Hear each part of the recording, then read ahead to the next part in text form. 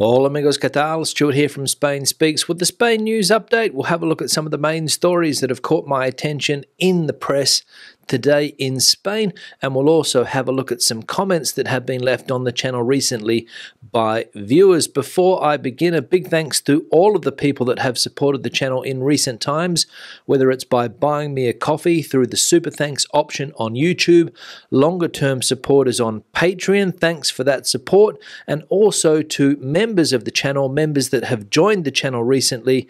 Thanks very much for that. Now, straight into the news and election results dominating the press in Spain today. Yesterday, in the autonomous community of Galicia, there were elections, and the Partido Popular, the runaway winner in those elections, with another absolute majority. However, there were some casualties from the elections in Galicia, and that's what we'll have a look at now. And as we can read here, the PP wins by absolute majority, the BNG grows, and the PSDG plummets to its worst ever result.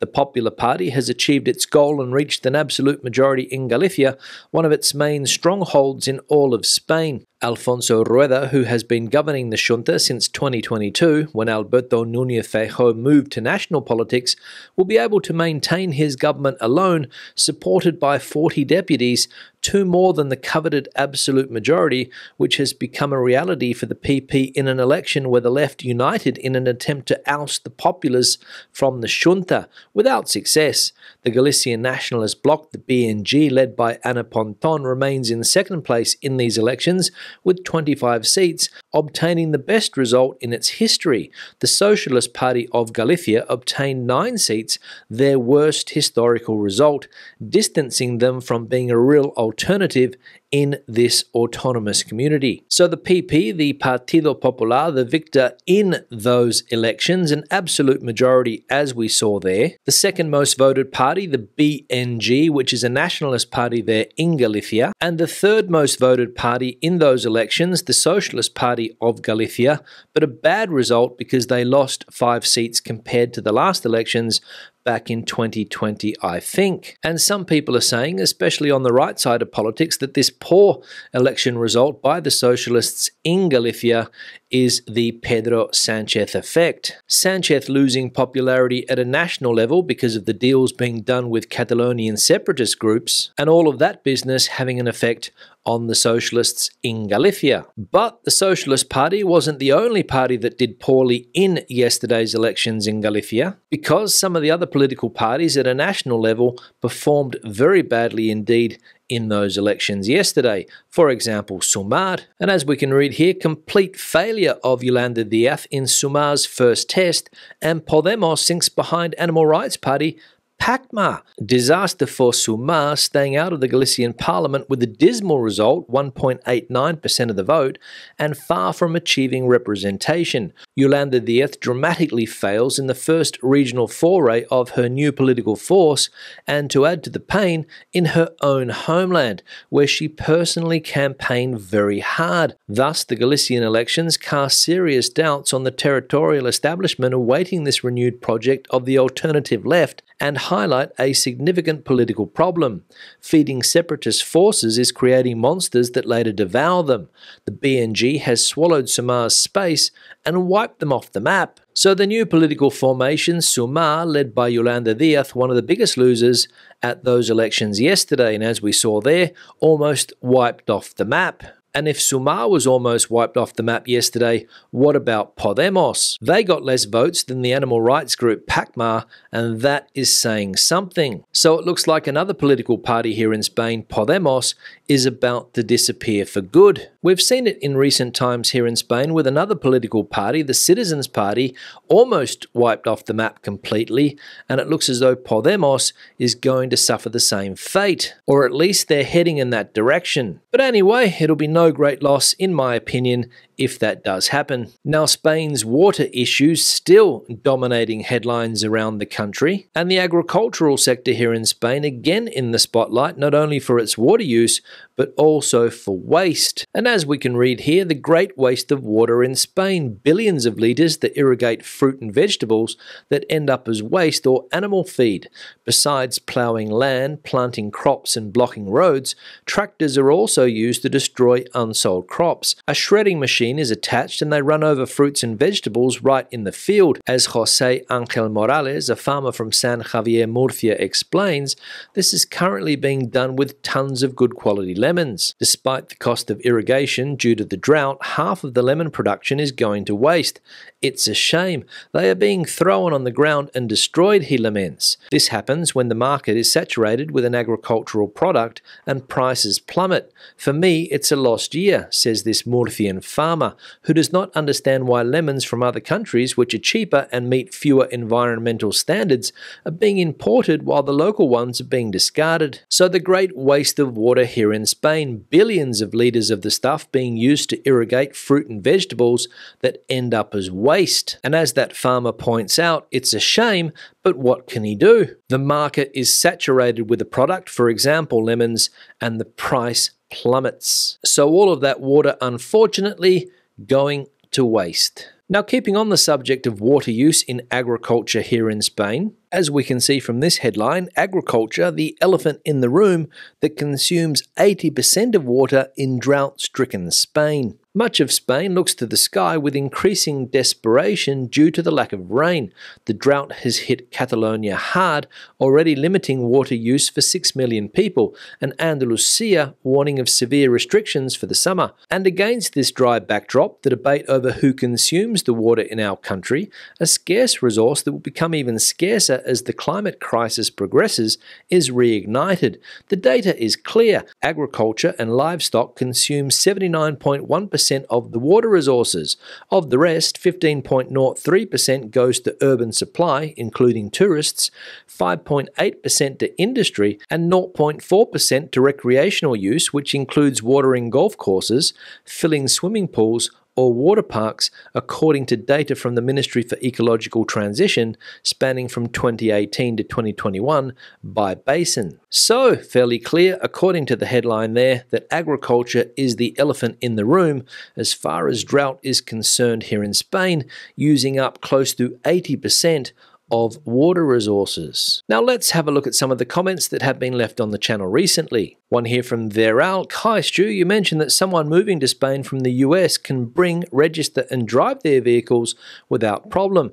I am currently visiting the Marbella area looking for a house to buy and would love to bring at least one of my vehicles here with me when we finally move in a few months. The last thing I want is to go through the hassle of selling there only to have to buy here again and likely lose money in the process. Do you know if I'd need to modify my vehicle or will it just be allowed here just because I moved? Thanks. Yeah, they're out. Thanks for the comment, and this comment arising because of a piece of news that we saw on the channel yesterday about how a couple of hundred people here in Spain got scammed by somebody importing vehicles from the United States. And apparently this is something that can't be done because those cars don't meet European standards. And as I said, a couple of hundred people here in Spain out of pocket because they bought that type of car. However, if you are coming to live in Spain from another country, let's say for example the United States or any other country for that matter, you can bring your vehicle with you. There is a series of procedures that you will have to go through in order to get your car registered for Spanish roads, but it can be done regardless of what type of car it is, apparently. And how do I know this? Well, the other night I had dinner with a friend of mine who is a gestor and he specializes in traffic, and he told me that it is possible. But what you can't do is set up a business importing cars from third countries, for example, the United States, and expect to get them registered here. And that's how those people got scammed out of their money. But again, when it comes to bringing your personal car with you from another country, I think you have to ask yourself the question, is it worth it, or is it easier just to buy a car when you get here? That's the question you have to ask. One here from Patricia, bought a round trip to London Stansted from Tenerife south in March for £65. £100. Dreaded Ryanair, but travelling solo, so don't care. Just a good book gets me through and small hand luggage. Dashing home to see friends and sing in a choral event. Yeah, Patricia, thanks for the comment, and I hope all goes well with that cheap ticket that you picked up there to head back to the UK for those things that you have to do. The ticket that you picked up for €65 sounds like a bargain. We saw an article in the British press the other day saying that it's more expensive to fly to places like Spain, Italy, Greece, and other European destinations, but plenty of people have sent me information over the last couple of days saying that they have been able to pick up cheap tickets. Maybe it's not as easy as it used to be to get a bargain, but it's still possible. So thanks to all of the people that have left comments in recent times or sent me an email telling me what the prices are that they've paid for tickets. One here for Lee, info for Britain thinking of taking advantage of the subsidised holidays. The meals are good, hearty, authentic Spanish dishes, might not suit all palates. Yeah, Lee, thanks for the comment, and this is also a topic that has been generating a lot of debate in the comment section recently. The subsidised trips for pensioners here in Spain, the Inserso scheme I think it's called, and the fact that it's not only for Spanish national pensioners, but for other pensioners residing in the country too, for example, people from the United Kingdom. And as can be expected, and as pointed out by Lee in that comment, the food that you get on these trips is good, hearty Spanish cuisine. So if you're expecting fish and chips and mushy peas, it might not be the trip for you. One here from Diego, accent gaditano from Cádiz is hard even for Spaniards from other regions. Don't get frustrated with your Spanish, not at all. In Andalusia, they swallow some consonants, for example, the S for the plural. Internationally, Chilean accent is also one of the hardest. As a native Spanish speaker, I agree with Stuart. Northern Castilla has a neat accent and they talk slower and less. Internationally, I like the clean Colombian and Peruvian accents, Mexican too, if it's not chock full of jargon. Yeah, Diego, thanks for the comment, and this is a topic that popped up in yesterday's live stream. Somebody left a comment saying that the Gaditano accent, or the accent that they have down there in Cádiz, one of the most difficult to understand. The person also mentioned the accent from Murcia and also the accent from the Canary Islands. I said that I also sometimes have problems understanding people from some of these areas, for example, Cádiz, and Diego saying that yes, indeed, the Gaditano accent, or the accent from Cádiz, is difficult to understand. So if you're looking for a place to learn Spanish, as Diego also points out in the comment, Northern Castilla is the place for you. One here from Marsha, the water is cut off here in Torrox, Malaga from midnight to 7 a.m. It's been like that for months now. Last summer there was a ban on pools and hose pipes. It will probably be the same this year. Yeah, Marsha, thanks for the comment. And the area down there in Malaga, the area of Torrox, one of the hardest hit areas when it comes to the drought, suffering those water restrictions. As pointed out there, from 12 midnight through to 7 a.m, no water. Last summer, a ban on swimming pools and hose pipes in that part of Spain, and this summer shaping up to be no different. Unless, that is, it rains non-stop for 30 days and 30 nights, as recently pointed out by the Premier of Andalusia, Mr. Juanma Moreno. One here from Lorical, be great if you could do the video in Spanish. Spanish news from a British viewpoint in the lingo we are learning. Yeah, Lorical, thanks for the comment and thanks for the suggestion. In fact, I'll write that one down here now. Spanish news in Spanish for people learning Spanish. I'm planning to put out some Spanish learning content soon on the channel,